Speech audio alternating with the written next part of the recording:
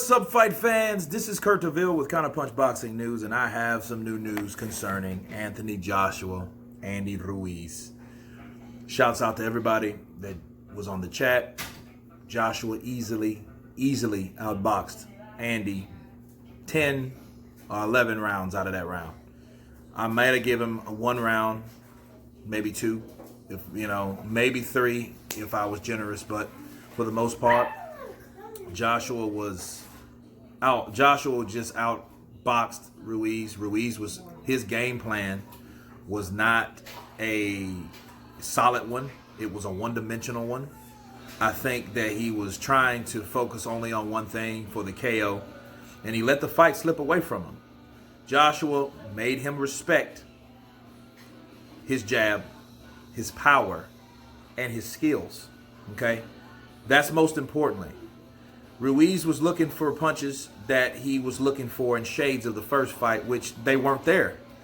Those punches were not there to deliver for Ruiz. And in fact, Joshua stayed on his toes. Joshua stayed to the point where he was like, hey, I'm going to box this guy. I'm going to do it smart. I'm not going to go in. I'm not going to engage foolishly. Okay, and he didn't do that. And it was a lot of times where it looked like he wanted to break focus from that, and he didn't do it. And I think he made Ruiz respect his right hand because he cut him in the first round, and then the second round, Ruiz cuts Joshua with a jab.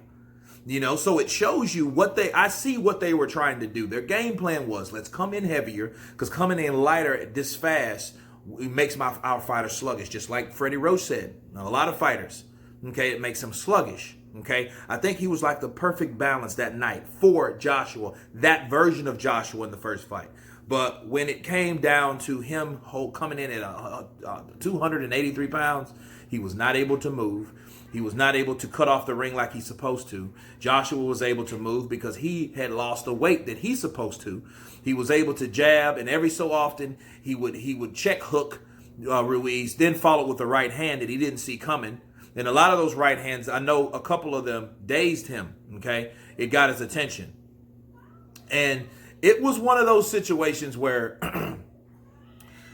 he didn't really understand what Joshua was doing, and by the time he found out in the 5th or 6th round, it was already too late. Joshua had already established that distance. He had already knew what to do with Ruiz. Okay, now credit to Ruiz. Ruiz has a good chin. He's a strong guy. We know this. But he didn't have a plan B. He didn't have a plan B to when he comes into the fight. What do I do if this doesn't work? Okay, that's one thing that Ruiz didn't do. I don't think I thought they were I think his team was like, hey, Joshua's going to slip up. He's not in condition. They believed all the bullshit, okay, that other people said. Oh, he has stamina issues. He's this, he's that. No, his stamina issues deals with his weight, okay? It always has. Klitschko, they should have learned from the Klitschko fight. Shame on Team Joshua for not learning it sooner, but they did learn in this fight, okay? They did know, okay, it's our weight. That's why I'm gassed. That's why I'm this. That's why I'm that. That's why I wasn't able to box the way I was supposed to box for fighting the type of fighter that I was fighting. Okay.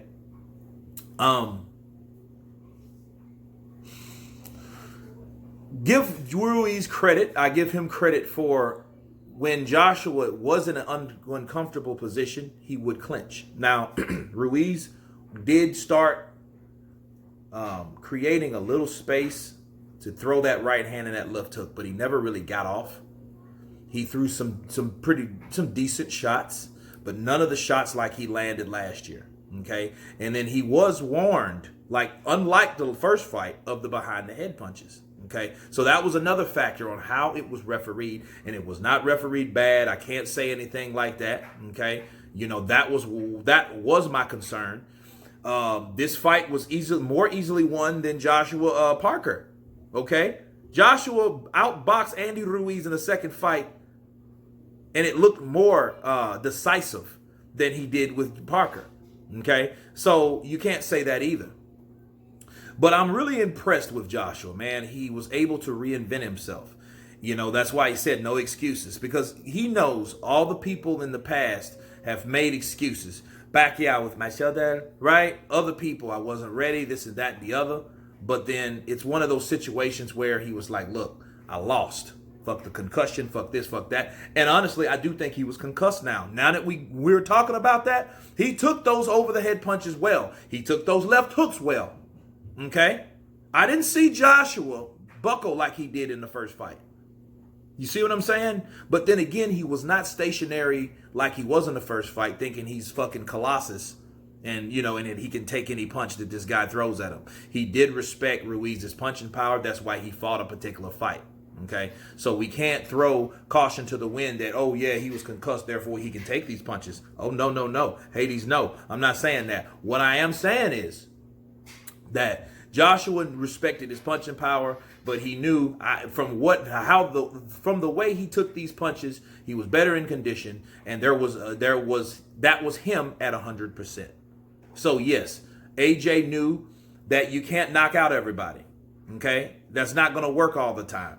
And see, Andy Ruiz was getting frustrated in that ring, and that makes him unfocused. A lot of times that helps people. A lot of times it don't. In his situation, it didn't.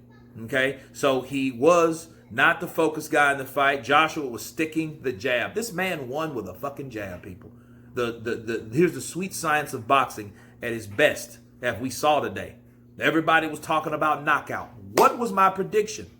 I told you guys, it is not going to be like the first fight. It's going to be nothing like the first fight. I kept saying it again and again and again. Okay? And I said, Joshua is going to outbox Ruiz for 12 rounds. Didn't I or did I not say that? Go back on my videos, look at my videos, and you'll see my prediction. Okay? He will outbox Andy Ruiz. Because I saw the first fight. I saw it many times. And I said, you know what? Joshua can sit out, keep this guy long, like Rob McCracken said. And look, I got to counterpunch this. Rob McCracken, I did not see anything Rob McCracken said in the first fight that was wrong. That's why Anthony Joshua never, blamed the trainer. That's why he said it was my fault. I take full responsibility for that first loss. Okay? He had time to focus on Joshua. But we can't use this as an excuse either. So did Andy Ruiz.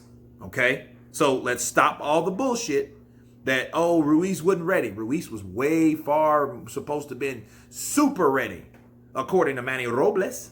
Right? He was supposed to have been going in there to stop Joshua and end his career. Remember that shit, people? That was the narrative. He ain't got a heart, says Wilder. Luis Ortiz. Well, McCracken is a third grade boxing coach. He needs a university teacher, coach. Right? Lennox Lewis. You had all types of different people's opinions. Okay? Now, what happened? Joshua reinvented himself, worked on his jab, worked on his boxing ability, and got the job done. It was not a hard fight to score. It was nothing like that. It was a great exhibition of boxing talent and skill and discipline. And it showed that Anthony Joshua can go 12 rounds like he did with Parker. But he can do it easier because it was a better result, because guess what? He was scoring better and his activity rate was better. He looked better, right? His result was better.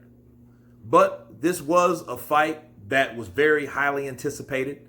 A lot of people expected more because of the first fight. But it is what it is. My prediction, I was spot on with the prediction. Okay, that was my counterpunch, and it ended up hitting pay dirt. But anyway, that's the counterpunch. That's the fight study. You guys tell me what you think of Anthony Joshua defeating Andy Ruiz, 12-round unanimous decision. Of course, please subscribe. And you guys been Counterpunch. Peace.